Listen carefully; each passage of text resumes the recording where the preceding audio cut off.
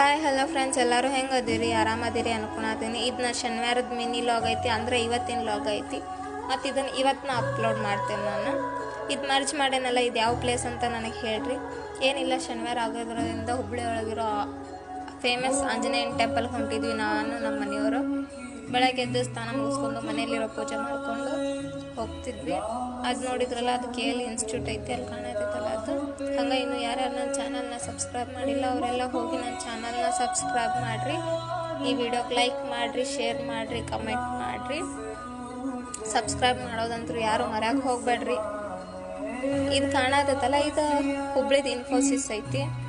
ಈಗ ನಾವು ಹೋಗ್ತಿರೋ ಟೆಂಪಲ್ ಧಾರಾವತಿ ಆಂಜನೇಯನ ಟೆಂಪಲ್ ಅಂತಲೇ ಫೇಮಸ್ ಆಗೈತಿ. ಅಲ್ಲಿ ಹೋಗಿ ಬೇಡ್ಕೊಂಡಿದ್ದೆಲ್ಲ ಈಡೇರ್ತೈತಿ ಅಂತ ತುಂಬ ಜನ ಹೇಳ್ತಾರೆ.